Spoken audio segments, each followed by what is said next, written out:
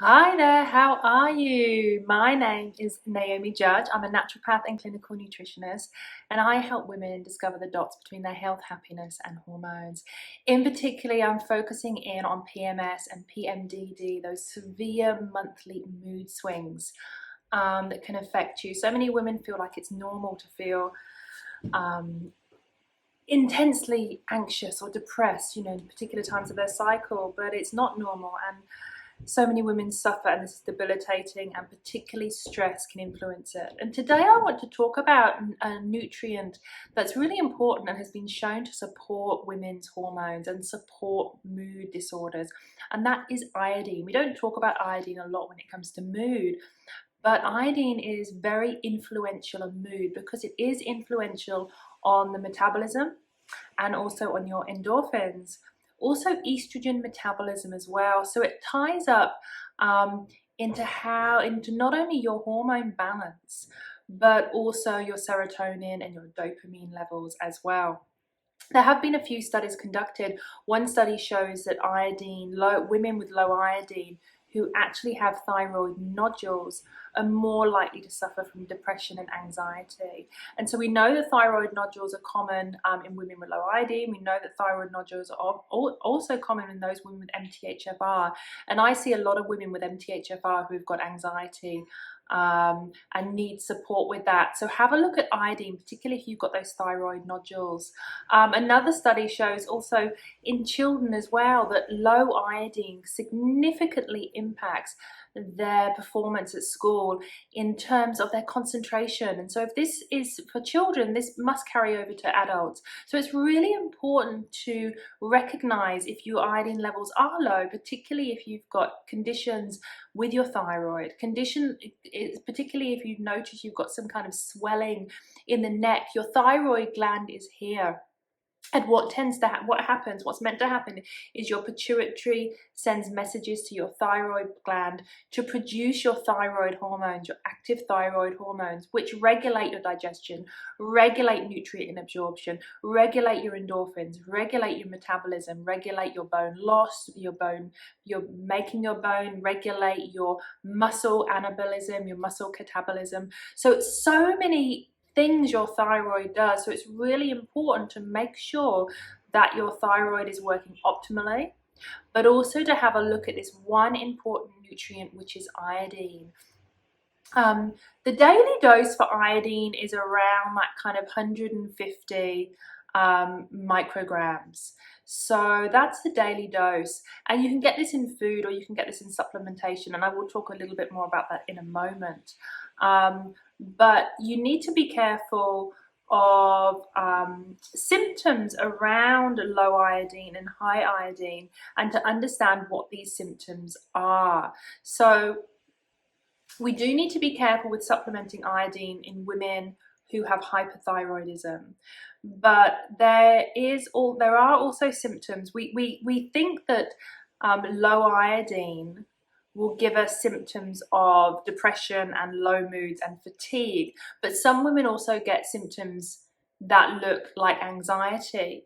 So if you're finding that you're struggling with anxiety, that kind of overactivity, anxiety, nervousness, heart palpitations, it may not be an overactive thyroid. So you need to check that, but it could possibly be low iodine. So low iodine can cause that overactivity, that anxiousness, that butterflies in the stomach, that nervousness, that heart racing, and that trembling. So it can cause that, but it can also cause that underactivity, so that kind of depression, difficulty enjoying things, loss of appetite, kind of just like a blur feeling and really not caring about things that you were once excited about. So that kind of depressive feeling. So some women also with low iodine, they might switch between one or the other. So you might have those mood swings. You might be irritable, you might be snappy, you might go into low mood, then you might go into an overactive mood. So it can swing around. So your mood is not necessarily the biggest indicator. But if you're having those mood swings, it is a big indicator that something is going on, and iodine is something you do need to look at. Iodine is something you do need to look at, particularly if you've got a history of thyroid disorders. in the family or you have a history of thyroid issues, particularly if you've got difficulty concentrating. That's a big aha. You've got short-term memory lapses. That's another big aha. And then lack of mental alertness. So for some women, just to describe that, it might feel like fogginess. It might feel like cotton wool in the brain. So that kind of fogginess. I've talked about fogginess before. Fogginess can be a big symptom of that high histamine diet and sensitivity to histamines. But that fogginess can also be an issue when it comes to your thyroid and low iodine. Let's just quickly touch on the cyclic nature. The cyclic nature of this. You don't necessarily, with low iodine or low thyroid, you don't necessarily need to be experiencing these symptoms your whole cycle. This is where these symptoms can interfere and be exacerbated with PMDD or PMS. So in your luteal phase, if your estrogen is ramping up and you're getting those elevated estrogens, that can suppress your thyroid even more. And you might be struggling to, one, utilize the iodine, two, your thyroid hormones might be dropping low. So what you might find is that your symptoms in your luteal phase with low iodine are being exacerbated. So during your luteal phase, you might be getting fogginess, anxiety, nervousness, heart palpitations, depression, fatigue, those kind of symptoms. So it doesn't necessarily have to be all the time. It can be exacerbated particular times in your cycle. So always bear that in mind. This is why I talk about tracking your cycle, understanding your cycle, and tracking those symptoms, because then it can give you a big indication of what's going on for you, your unique hormonal makeup, because we are all very different and certain things will be affecting you. One of the biggest things that can interfere with iodine uptake. So iodine is a halide from the periodic table, and if you look at the group in the periodic table, we've got fluoride, we've got chlorine, and we've got bromide. Now fluoride, fluorine, obviously is found in water, it's found in toothpaste, and that has been shown to block iodine uptake. Chlorine, obviously water, swimming pools, that kind of thing. Bromide's an interesting one, and that can be found in flame retardants, so furniture, flame retardants, that kind of thing. So there are a lot of things in our environment that can block iodine, and so it's really essential that we're getting that kind of iodine intake, and we're just making sure that our levels are optimal. You can test in the urine, and that if you think your levels are low, it might be worth testing. So we've got iodine, we've got your moods, we've got it interfering with the hormone, but there are other symptoms that can happen when either your iodine is low or your thyroid is low. Now, when your iodine is low, one of the biggest things is fibrocystic breast disease. It's a biggie. This is one of the biggest body signs that can indicate that your iodine is low. This is where you get the thickening of the breast tissue. You might get breast lumps, painful, swollen breasts. It might be like that all the time, or it might happen for you in your luteal phase. Iodine supports estrogen metabolism. This is why iodine is essential to support protecting you against cancer, and it supports endometriosis, and it supports that metabolism. And if you've got any genetic SNPs that mean you hold on to that estrogen, iodine is the nutrient for you. It helps that estrogen metabolism. So if you have those fibrocystic breasts, the swelling, the pain, the discomfort in your luteal phase, that is a big sign that iodine might be the issue. One study has shown that 70 to 90 micromilligrams per 12 kilos of body weight over 6 months helps with these symptoms. So that would be 12 kilos. So yeah, 12 kilos of body weight. So you're looking at about going up to somewhere, you might be going up to 150, 200 micromilligrams, 300 micromilligrams. So just check that out. But that's 70 to 90 micromilligrams per 12 kilos of body weight. And a study has shown daily over 6 months that has reduced that discomfort in the breast tissue and supported the fibrocystic breast disease. A goiter is another biggie. A goiter is a sign that your body is trying to do what it needs to do, but the thyroid is enlarging. Normally with a goiter, you might get coughing in the back of your throat. a feeling that something's there when you're trying to swallow. You might get enlarged. This might look a bit bigger. You might get some swelling sort of around here. So for everyone, it's a little bit different, but you might start seeing people now that I've told you about this, that you just notice they've got that little bit of swelling in the neck, and that can indicate that there's some thyroid issues going on. A big one with iodine is birth infertility. Not an inability to conceive, having problems with the egg and the blastocyst before 12 weeks. So maybe a blasted ovum, maybe there's no egg sac, or there's just the egg sac. So some difficulties with that at the start. That can be low iodine, stillbirth, multiple miscarriages, and slow growing infants underweight. Nodules as well. So nodules, sometimes you can feel the nodules if you go to your specialist or your GP. They might palpate around your thyroid and ask you to swallow, and that way they can kind of feel if there's any nodules on the thyroid. Nodules are a big indication that maybe there's issues with your methylation, MTHFR, but also iodine, low iodine as well.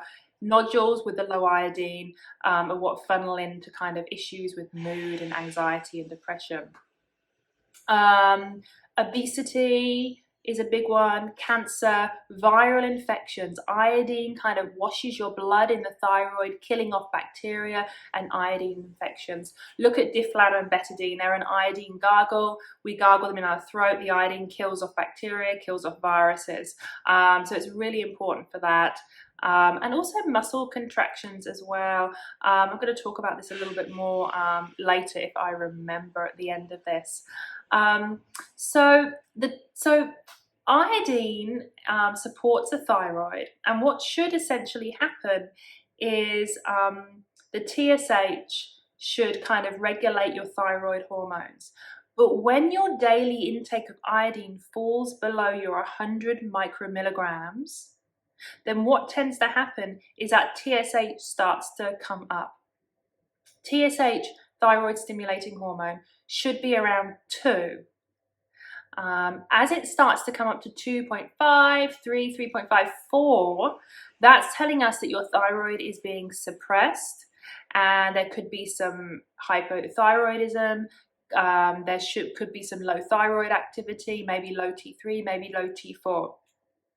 So as the TSH comes up, what's meant to happen is TSH comes up and that increases the iodine uptake.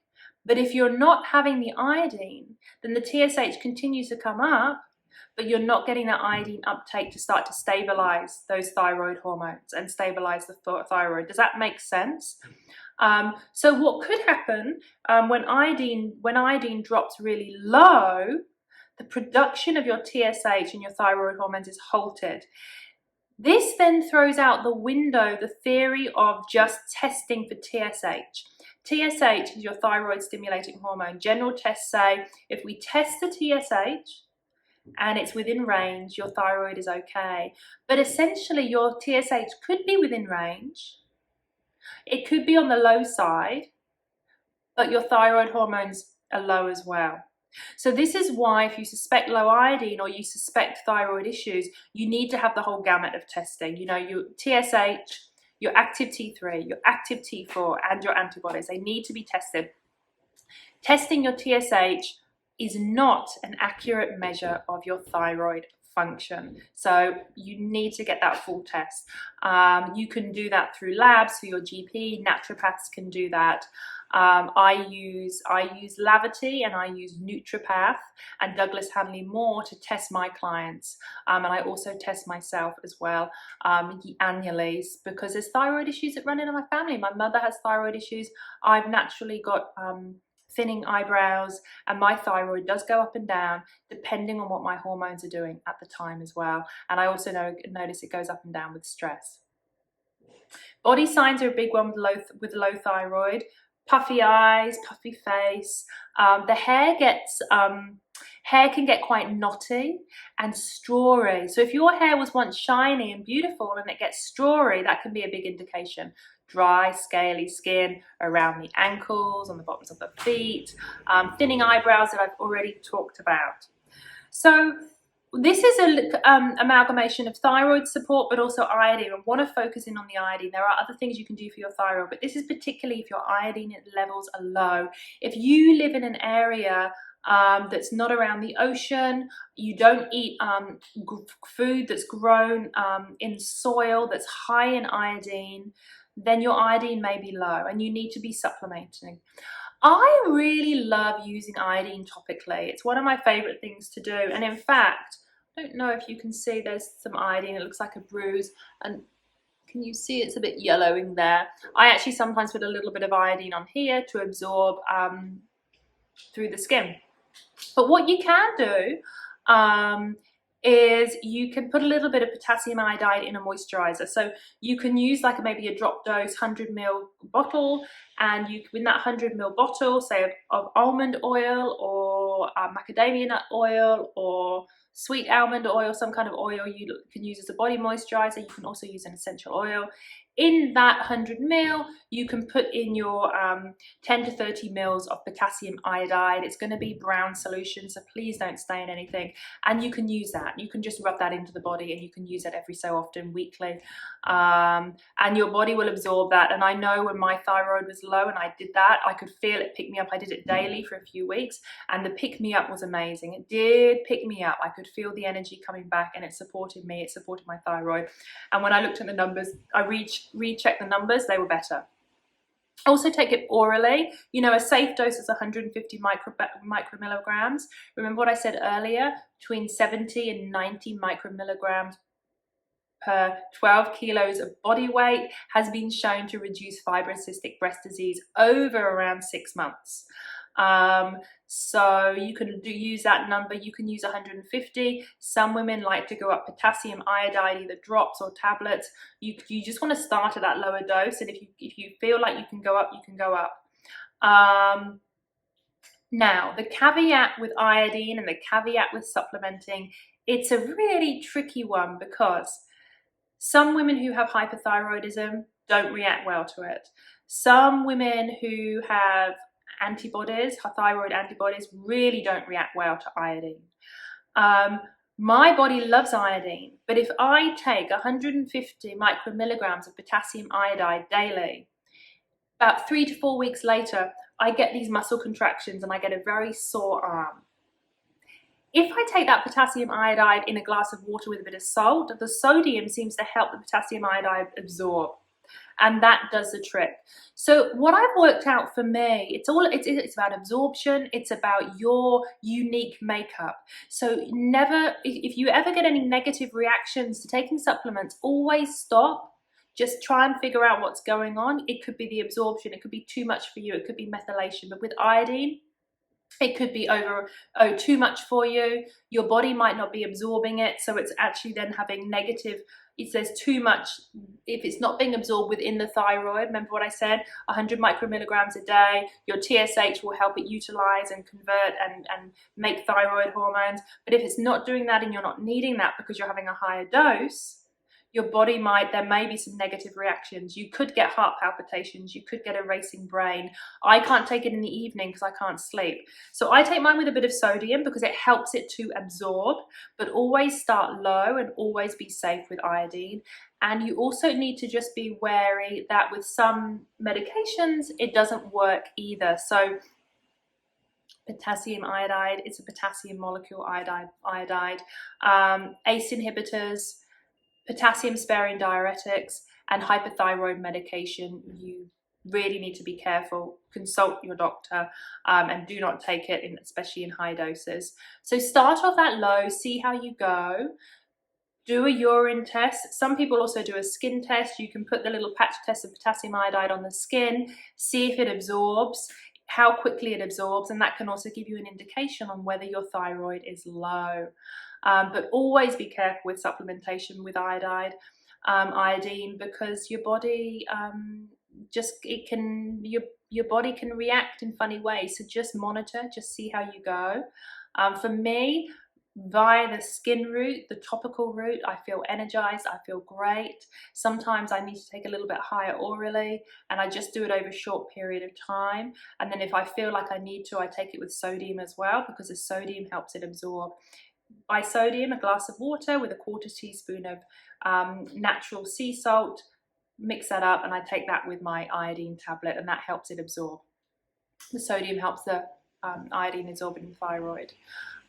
You can also make sure you're getting it from food sources: egg yolk, shellfish, seaweed. Be careful with seaweed because some can be contaminated, so just make sure your source is organic, and just check the source before you're eating copious amounts.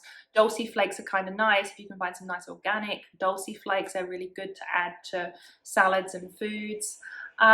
So in summary, low iodine can exacerbate anxiety, depression and mood swings in women with thyroid problems already, in women with estrogen excess, and with women with thyroid nodules, and also women with poor immune function. So if you're finding you're getting a lot of viral infections, you want to have a look at your iodine intake. You want to make sure that you're getting enough. So in the crux of it, if you are suffering with either cyclic anxiety, cyclic mood swings, cyclic depression, you know you've got a history of thyroid issues, or maybe you know you just live in a region where there's low iodine, maybe you're just not having enough iodine, then you need to look at your iodine levels. You can either do the skin testing, you can get your iodine tested in your urine, that will give you a good indication. You can try supplementing with a little bit and just seeing how you go. So I hope that helped demystify iodine for you a little bit in terms of your mood swings, anxiety and depression. If you've got any questions for me, please pop them below. Talk to you next time. Bye.